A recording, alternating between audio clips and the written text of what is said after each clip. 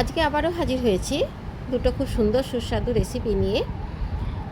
একদম নিরামিষ দুটো রেসিপি, যে কোনো উপোসের দিনে কিন্তু এই রেসিপিগুলো তোমরা ট্রাই করতেই পারো। একটা হচ্ছে মুগ ডালের লুচি। আমরা বিভিন্ন রকমের লুচি খেয়ে থাকি, এই লুচিটা একবার ট্রাই করতে পারো, খুবই সুস্বাদু এবং ভীষণ ভালো হয় খেতে। আর একটা রেসিপি হলো ড্রাই আলুর মশলা, এটাও কিন্তু একদম নিরামিষ একটা রেসিপি। এটাও যে কোনো উপোসের দিনে বা এমনি কোনো দিনে ট্রাই করতে পারো। তো যাই হোক, নমস্কার বন্ধুরা, আহারের তরফ থেকে সবাইকে স্বাগত। মুগ ডালের রেসিপি করতে গেলে প্রথমেই মুগ ডালটা সেদ্ধ করে নিতে হবে। এই মুগ ডালটা আমি 1 বাটি মুগ ডাল নিয়েছি, খুব ভালো করে কিন্তু ধুয়ে নিয়েছি, কারণ মুগ ডালের মধ্যে বা যে কোনো ডালের মধ্যে একটা পাউডার থাকে, সেটা খুব ভালো করে ধুয়ে আমি সেদ্ধ করতে দিচ্ছি। এটা যেহেতু একটু টাইম লাগবে, অপরদিকে আমি আলু মশলাটা তৈরি করার জন্য এখানে বেশ কিছুটা সেদ্ধ আলু নিয়েছি এবং খোসা ছাড়িয়ে নিয়েছি। সেদ্ধ আলুগুলো কিন্তু আমি এইভাবে টুকরোও করে নিয়েছি। এবার আলু মশলাটা তৈরি করে নেব। এখানে 4 চামচ মতন আমি সাদা তেল ব্যবহার করলাম। এবার এর মধ্যে আমি ফোড়ন দেব, গোটা জিরে ফোড়ন দিলাম এবং একটা শুকনো লঙ্কা। এটা একটুখানি হয়ে গেলে এর মধ্যে আমি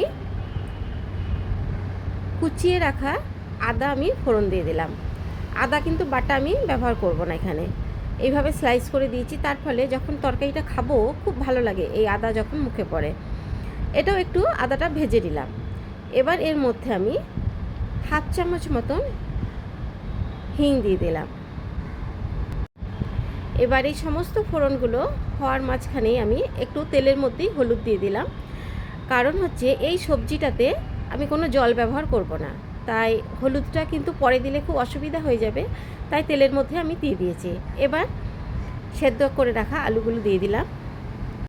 তোমরা দেখতেই পাচ্ছ যে তেলের মধ্যে হলুদটা দেওয়ার ফলে আলুটা কিন্তু খুব সুন্দরভাবে হলদে হয়ে গেল।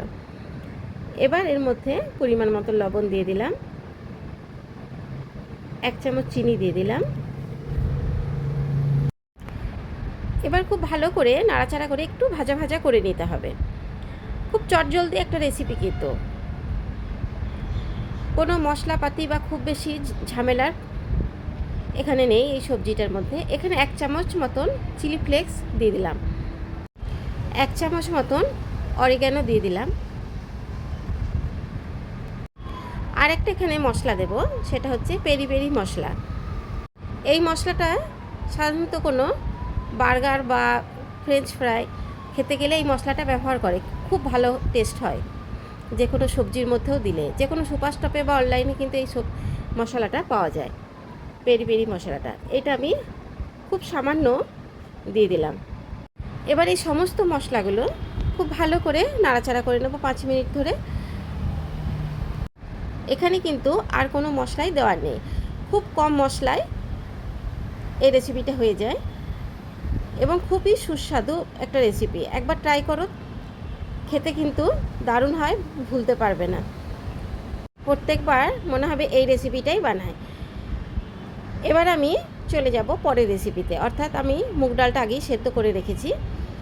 তো এবার মুগ ডালের লুচিটা আমি তৈরি করে নেব। এখানে আমি বেশ কিছুটা আটা নিয়েছি। তোমরা চাইলে কেউ ময়দাতেও করতে পারো, কিন্তু আমি আটাটাই প্রেফার করলাম। এবার পরিমাণ মতো লবণ দিয়ে দিলাম, 1/2 চামচ মতন কালো জিরে দিয়ে দিলাম। কালো জিরেটা দেওয়ার ফলে খুব ভালো একটা সেন্ট আসবে এবং ময়ানের জন্য বেশ কিছুটা তেল দিয়ে দিলাম। এবার এই উপকরণগুলো আমি আটার সাথে খুব ভালো করে মাখিয়ে নেব। এই ময়ানটা মাখানোর পরে আমি এই যে সেদ্ধ করে রেখেছি মুগ ডালটা দিয়ে দিলাম। মুগ ডাল আমি 1 বাটি নিয়েছিলাম, তো সেদ্ধ করার পরে কিন্তু অনেকটাই বেড়ে গেছে, তো আমি সবটা ব্যবহার করলাম না, ওই 1 বাটি মুগ ডালই ব্যবহার করলাম। এবার জল দিয়ে মাখানোর আগে কিন্তু মুগ ডালটা দিয়ে খুব ভালো করে মাখিয়ে নিতে হবে। এই যে দেখতেই পাচ্ছ, মুগ ডালটা দিয়ে কিন্তু আমি খুব ভালো করে মাখিয়ে নিয়েছি। এবারে অল্প অল্প জল দিয়ে আমি একটা ডো তৈরি করে নেব। এবার আমি পুরোটা মাখিয়ে নিয়ে আমি ফিরে আসছি। এই যেখানে দেখতেই পাচ্ছ আমি একটা ডো তৈরি করে নিয়েছি। এবার আমি লুচির লইগুলো তৈরি করে নিয়েছি এখানে। এবার লুচিটা বেলে নেব।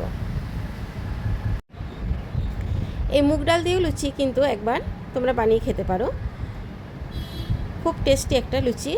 নর্মাল লুচি খাওয়ার থেকে কিন্তু এরকমভাবে যদি, শুধু মুগ ডাল নয় মুসুরির ডাল দিয়েও কিন্তু লুচি করা যেতে পারে, কিন্তু খুবই ভালো হয় খেতে।